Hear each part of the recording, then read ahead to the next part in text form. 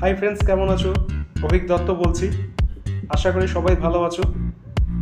আমি আরেকটা বলছি, ধরুন আপনারা সিম কিনছেন, অনেক জায়গায় শোনা যাচ্ছে সিমে নাম আসছে। কেন নামটা আসছে? দেখুন, কোম্পানি যখন সিম তো নতুন নতুন বের করে না, নতুন নতুন নাম্বার কোম্পানি ছাড়ে না, কোম্পানি রিসাইকেলিং করে। ধরুন যে নাম্বারটা একজন ইউজ করলো 3 বছর, সে সিমটা 1 বছর বন্ধ করে দিল, সেই সিমটাকে কোম্পানি আবার রিসাইকেল করে। রিসাইকেল মানে হচ্ছে ওই নাম্বারটাকে সে বাজারে ছাড়লো, সে ট্রুকলারে তার নাম দিয়ে সেভ করা আছে। এবার যখন আপনি নিতে যাবেন কোনো জায়গায়, আপনি সিমটা তো নিলেন, এবার নাম্বারটা আপনি ট্রুকলারে চেক করলেন, তার নাম এসে গেল, তখনই আপনি বলবেন কি যে সিমটা অন্য লোকের নামে সিম, আমাকে এই লোক দিয়ে দিয়েছে। তাই বলছি, যদি আপনি ভোডাফোনের সিম নেন ভিআই, সেই সিমটা আপনাকে চেক করে নিতে হবে ট্রুকলারে কোনো নাম আসছে কি না।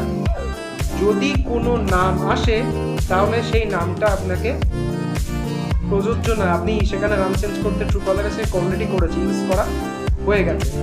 আপনি নাম্বারটাকে বলবেন, যার কাছ থেকে সিম নেবেন আপনাকে বলতে হবে যে আমাকে একটু নাম্বার দেখান, আমি ট্রুকলারে দেখে নি নাম আছে কিনা। যদি ট্রুকলারে নাম না থাকে তাহলে সেটা হচ্ছে কোনো অসুবিধা নেই, সেই সিম আপনি ইউজ করতে পারেন, সেটা সম্পূর্ণ একদম আপনার ক্ষেত্রে কোনো অসুবিধা হবে না। যদি সিমে নাম আসে তখন কিন্তু যে সিম বিক্রি করছে সে তো আর বারে বারে চেক করে দেখবে না, কার নাম আছে, আপনাকে বলবে। এবার আমরা যেমন করি, আমি কাস্টমারকে সব দিয়ে দিই সিম, বলে আপনি নাম্বারটা দেখুন, যেটা চুজ করবেন আমাকে দেবেন, আমি ট্রুকলারের নাম চেক করে দেবো।